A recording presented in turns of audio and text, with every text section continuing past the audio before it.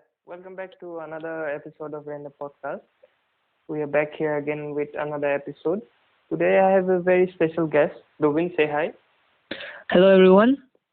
Dobin is a very close friend of mine, very special friend.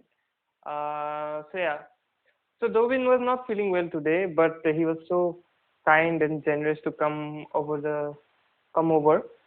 I But think kind and generous would be a little overblown. I was enthusiastic and excited, actually. I just can't let this opportunity get passed over.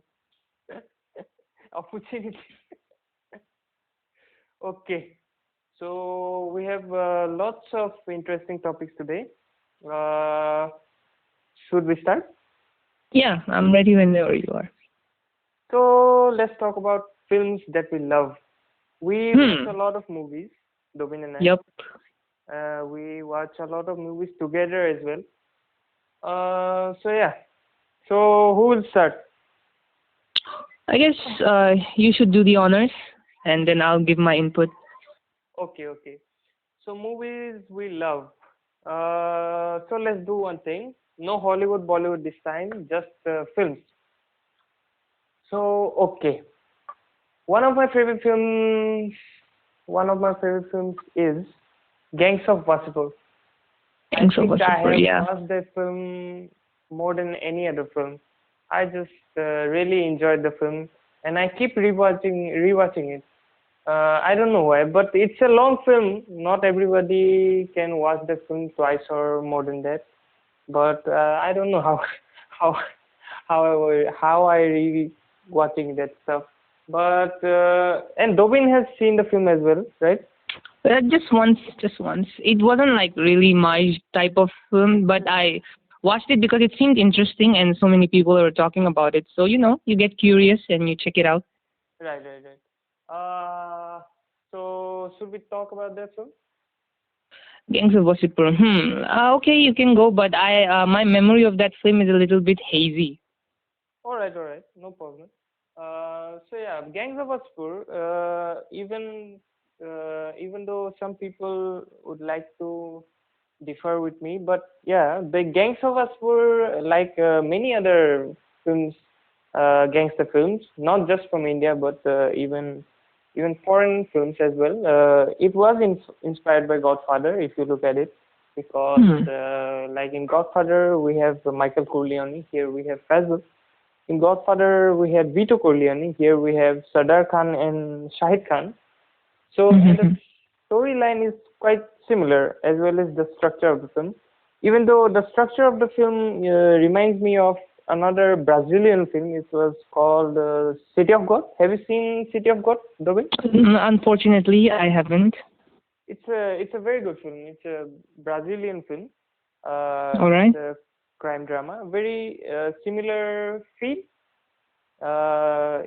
It feels like Gangs of Wasseypur, the overall vibe of the film. Overall vibe. Okay. But Okay, I'll put it on the list. I'll put it on the list. it's a good film. It's a good film. City of God. It's a Brazilian film. So yeah, structure of the film reminded me of that because if you see Gangs of Wasseypur starts with a flashback. So the first scene, very first scene, it's a shootout scene by Pankaj Tripathi and his character. They shoot at Fazil Khan's house. Fazil Khan, who is Fazil Khan? How Pankaj Tripathi's character came there? We get to know in the flashbacks. So yeah, it's a very long film. Actually, it was most of the people have seen the film in two parts, part one and part two. But initially, it was made as one film. It's a 5 hour film. Oh. Yes, but it was released in India in two parts because nobody has the patience to watch a 5 hour film, especially with the prices of popcorn like this. Nobody will watch a 5 hour film. So yeah, a 5 hour film. Uh, but Netflix I think released it in a 6 part series.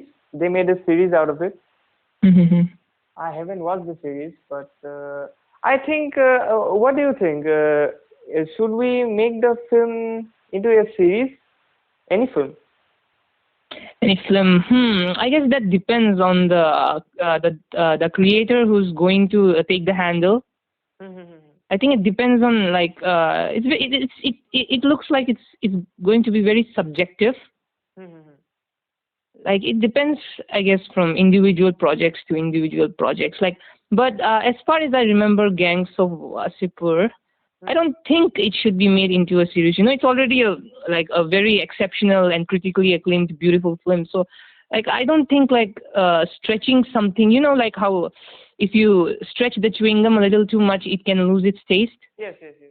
Yeah. So, like, if they're going to like make a series out of a movie like Gangs of Wasseypur, I think it's just Netflix being sneaky and just cash grabbing because we have so many cult followers of Gangs of Wasseypur in India. It's a very good film, yeah, and you have so many followers. But like, if you make it a series, then obviously people are going to watch it out of curiosity.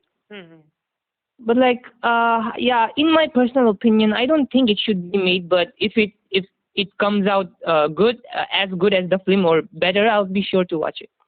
Have you have seen both the parts, I guess?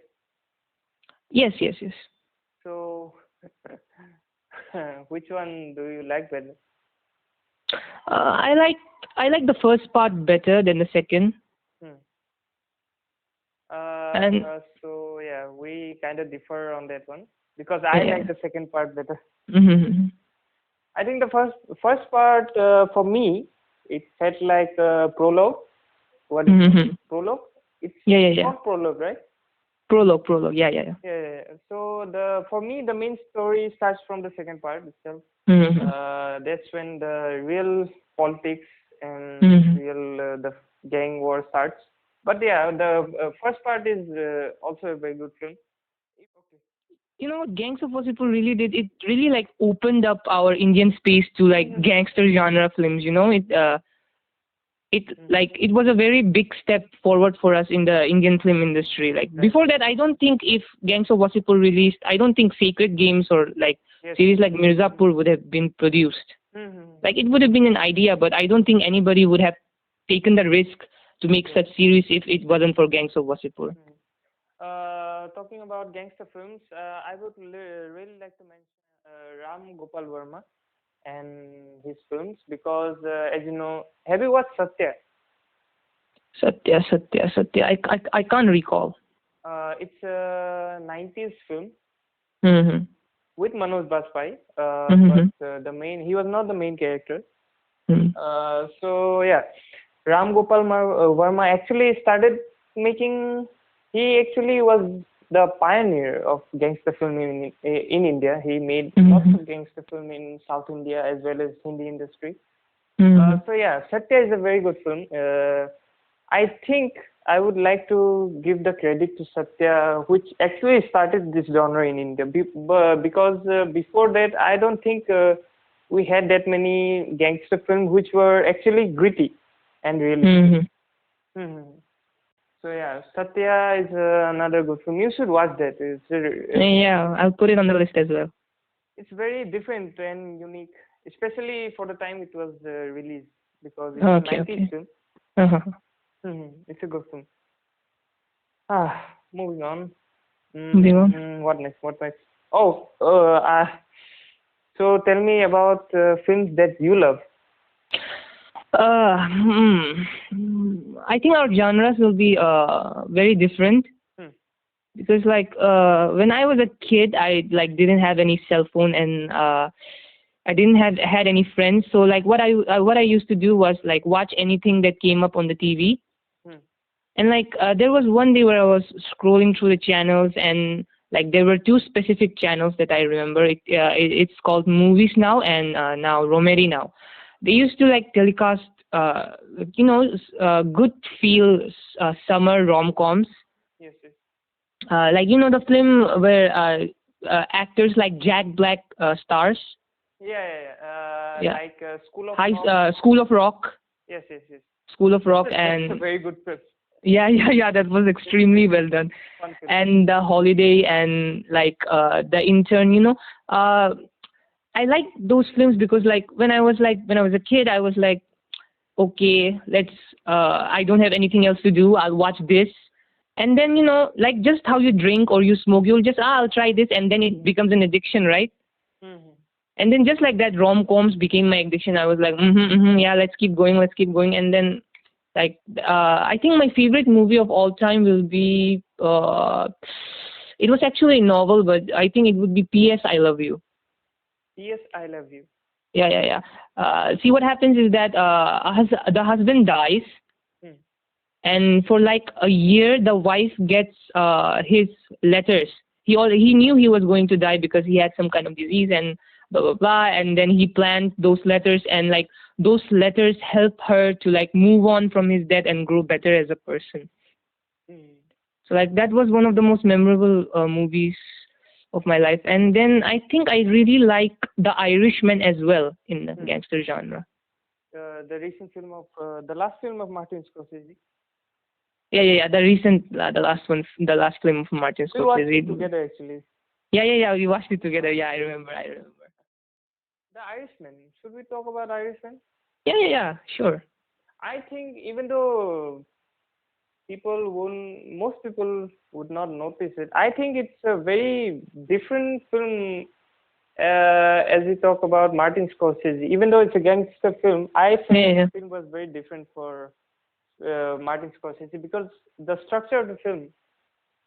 I don't think I have seen Martin Scorsese changing the structure of the film because if you look at other yeah. films of his, The timeline of the events were pretty inconsistent. Like, pretty, yeah, yeah. yeah, yeah, yeah. Actually, there were three. I think there were three timelines as Yeah, yeah, yeah. as we see the film. The first is the present timeline Yeah, yeah. where De Niro is old. Mm-hmm. The second one, I think he is in the he's in his 30s. Yeah, yeah. Late 30s. Late 30s. Late 30s. Yes, yes. Al Pacino and Robert De Niro both were supposed to look like they were in their 30s, but the VFX didn't work that much. That well, yeah. I guess that's one criticism of the film. But it's a good film. Yeah, it's a very good film, and I think the technological department did what they could, right? Yeah, yeah. Because I heard an interview like the de-aging effect could have been better if like the actors could just put like those little small dots on their face while they act. But Martin Scorsese didn't want that because it would look stupid Yeah, yeah, yeah. and the actors wouldn't be able to concentrate. So like he demanded the technological department that blah blah blah, and that the the de-aging effect could be done without those green golf balls. Yeah, yeah. So I guess, but they did try very well. Mm-hmm. But like you can hide the face, but you can't hide the body language, right? Right, right. Because even if De Niro looks like he's 40 or 30s, and that specific scene where he stomps on the shopkeeper's hand, Yeah, yeah, yeah. yeah, yeah, yeah, his body language is like direct 70, 60s old man who stumbles and humbles. And especially the body doubles used for Pacino. I didn't know Al Pacino used the double body. Yeah, yeah, yeah. Body double he used. The body you can actually notice the body double for sure because I think his body double was a little bit taller. Yeah, yeah. What do you think about the ending? Do you remember the ending? Yeah, yeah, yeah. Frank, he leaves the door a little bit open, just like Jimmy Hoffa used to. I guess it was like, I guess the film's message to us is that like human beings are ultimately creations of regret. Like our true purpose in life is regret. Because at the end, if you notice, even like Russell Buffalino, Joe Pesci's character, Yeah. even he was regretting killing Jimmy Hoffa because while they were breaking the bread. Yeah, yeah, yeah. So yeah, I think the ultimatum of the movie was, just telling us that eventually when we're old, we'll all come to regret our lives because, we always make a choice. Yeah, the Frank Sheeran, Robert De Niro's character, he had two choices: either die or kill Jimmy Hoffa and live. and he picked selfishness over his friend, and then he ultimately came to regret it. Mm. So yeah, we both interpret the movie differently because Mhm. yeah, I think the what do you think about the door that was left a bit open? So Hmm. I thought this symbolizes that soul was leaving his body. Leaving his body. Yeah. That that's how I felt. But yeah, Mhm. it's quite ironic. The ending is quite ironic because he. So spoiler alert. So Mhm. he at the end of the film he's very old. So he's Mhm. getting his treatment done because yeah he's very old and he's in the hospital now. So Mhm. he asks he is having a conversation with a nurse. Yeah. Yeah. Yeah.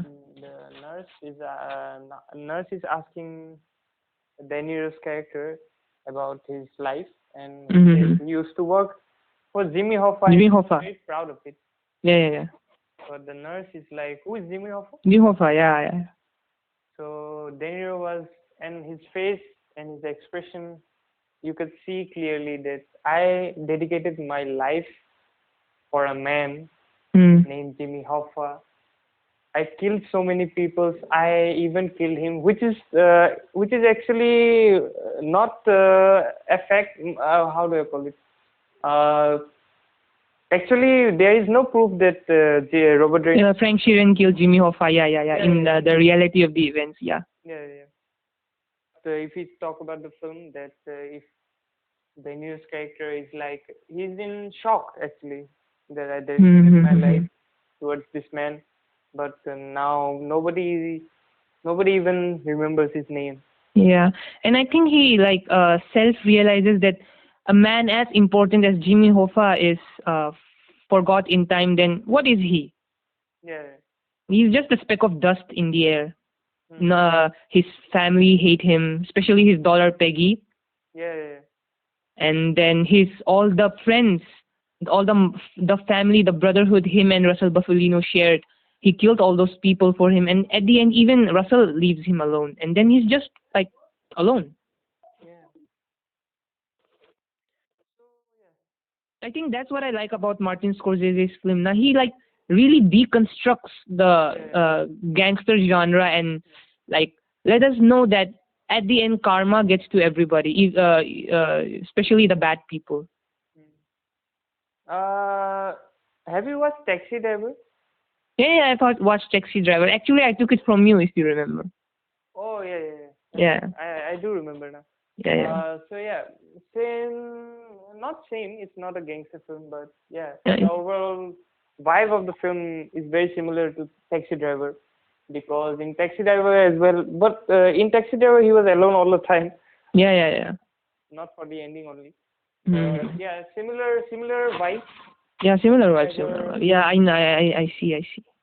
Yeah, someone asked, an interviewer asked Martin Scorsese that if he could describe Taxi Driver in one film, one word. Hmm. So Martin Scorsese said loneliness, Yeah, and I completely agree. yeah, yeah. Even I agree. Yeah, yeah, I don't see it as a crime film. It's not a crime film. Mm-hmm. Yeah, yeah, It's a film about loneliness, yeah, yeah. how it drives you crazy. Mm-hmm. Uh, so yeah, what other films? I watched The Scent of a Woman last night and I cried my eyes out.